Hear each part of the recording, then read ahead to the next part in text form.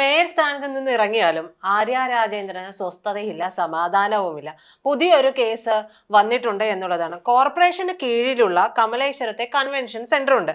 ഈ കൺവെൻഷൻ സെന്ററിന്റെ കരാർ മുൻ മേയറായിരുന്ന ആര്യ രാജേന്ദ്രൻ സ്വന്തം ഇഷ്ടക്കാർക്ക് നൽകി.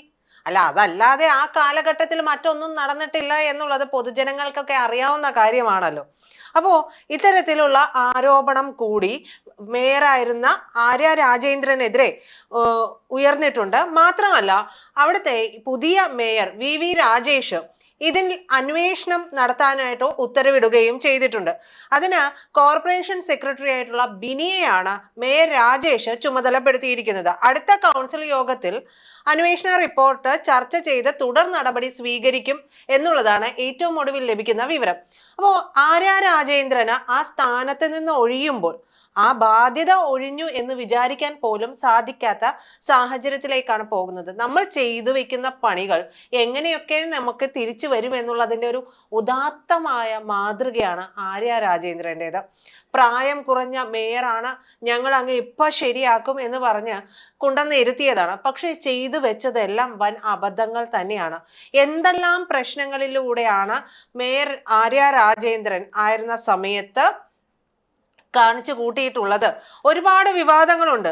ഈ ഭരണപക്ഷത്ത് തന്നെയുള്ള VG ഗിരികുമാറാണ് യോഗത്തിൽ ഇങ്ങനെ ഒരു അഴിമതി ആരോപണമുണ്ട്, ഇങ്ങനെ ഒരു കാര്യം നടക്കുന്നുണ്ട്, സ്വന്തം ഇഷ്ടപ്രകാരം കരാർ നൽകുകയാണ് ചെയ്തിട്ടുണ്ടായിരുന്നത് എന്നുള്ള ഒരു ആരോപണം ഉന്നയിച്ചത് പോലും. ധനകാര്യ സ്ഥിരം സമിതിയെ മറികടന്നിട്ടാണ് അന്ന് എഞ്ചിനീയറിംഗ് വിഭാഗം വഴി കരാർ നൽകിയത് എന്നുള്ളതായിരുന്നു ആരോപണം. ഇത് ദുരൂഹമാണ് എന്നാണ് VG ഗിരികുമാർ ചൂണ്ടിക്കാണിച്ച കാര്യം. കഴിഞ്ഞ ഭരണസമിതി നടത്തിയിട്ടുള്ള അഴിമതിയുടെ ഒരറ്റം മാത്രമാണ് ഇത് എന്നുകൂടി അദ്ദേഹം ചൂണ്ടിക്കാണിക്കുകയും ചെയ്തു. എന്തായാലും ഇത് സംബന്ധിച്ചിട്ടുള്ള പേപ്പർ ഫയൽ മണിക്കൂറുകൾക്കുള്ളിൽ 5 ഉദ്യോഗസ്ഥർ കണ്ട് തീരുമാനമെടുത്തു. എന്നൊന്ന് ആലോചിച്ചു നോക്കണം.